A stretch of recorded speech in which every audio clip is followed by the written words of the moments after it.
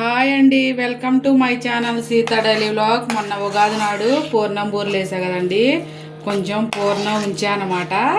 దాంతో ఈరోజు గోధుమ పిండితో బొబ్బట్లు చేస్తున్నా అనమాట. ఒక కప్ ఏమో గోధుమ పిండి వేస్తున్నా, ఒక పించి ఉప్పు అనమాట కొంచెమే వేస్తున్నా, అలాగే కొంచెం పసుపు వేస్తున్నా.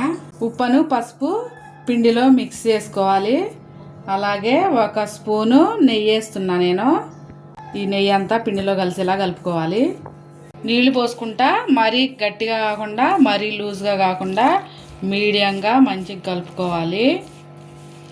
ఇలా కొంచెం స్టిక్కీ కలుపుకొని ఇప్పుడు ఒక స్పూను నెయ్యి వేసుకొని మంచిగా కలిపి పక్కన పెట్టుకోవాలి. ఒక 10 నిమిషాలైనా నానితే బాగుంటుంది. వేసి ఒక 10 నిమిషాలు పక్కన పెడదాం.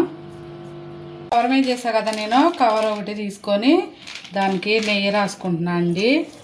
ఇప్పుడు పిండి ముద్ద తీసుకొని దీని మీద పెట్టేసి నొక్కోవాలి. పూర్ణం ఇలా పెట్టేసుకొని దీన్ని కవర్ చేసుకోవాలి.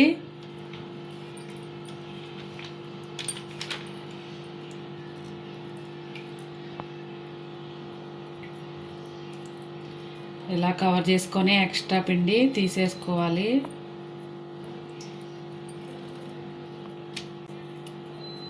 పూర్ణం ఇలా స్ప్రెడ్ చేసుకొని కొంచెం నెయ్యి రాసుకుంటా దీన్ని ఇలా స్ప్రెడ్ చేసుకోవాలి.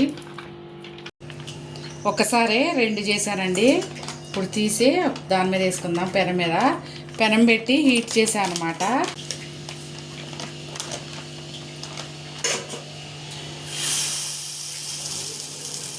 అలా వేసి కాల్చుకోవాలి.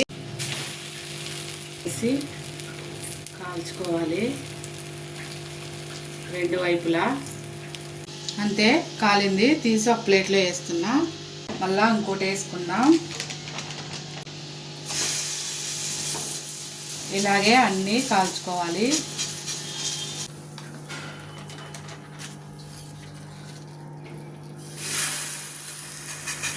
మళ్ళా ఒకటి వేసా.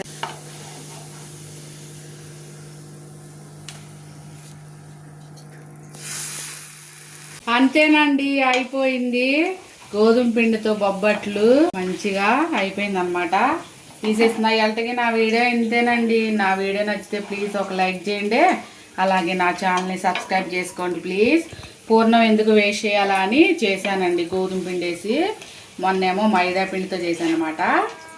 అంతే, చూసారా? యమ్మీ బొబ్బట్లు రెడీ గోధుమ పిండితో. సూపర్ టేస్ట్ అండి. అందుకే కావాల్సినప్పుడు చేశాను అనమాట.